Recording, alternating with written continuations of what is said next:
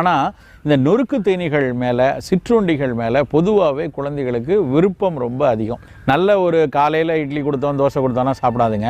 ஆனால் அதே நடுவில் ஒரு 11 மணிக்கு நம்ம ஏதாவது ஒரு நொறுக்கு தீனியை ரொம்ப பசியில் எடுத்து சாப்பிடும். இதற்கு காரணம் இயல்பாகவே குழந்தைகளுக்கு அந்த சிற்றுண்டிகள் மீது, அதனுடைய வடிவங்கள் மீது, அதனுடைய வண்ணங்கள் மீது, அது நல்லா அதை சாப்பிடும் பொழுது, சீரணிக்கும் பொழுது, உமிழ்நீரில் வைத்து சுவைக்கும் பொழுது கிடைக்கக்கூடிய ஒரு களிப்பினால் சிற்றுண்டிகள் மீது குழந்தைகளுக்கு எப்போவுமே விருப்பம் இருக்கும். அதனால் பல நேரம் பார்த்திங்கன்னா ரெகுலராக சாப்பிட வேண்டிய உணவுகளை தவிர்த்துட்டு வெறும் சிற்றுண்டிகளே இருக்கும். நிறைய பேர் அம்மா அப்பா சொல்லுவாங்க, நம்ம பேசும்போது கேட்டால் பிஸ்கெட்டை கொடுத்தா நல்லா சாப்பிட்டுட்டே இருப்பாங்க, இல்லை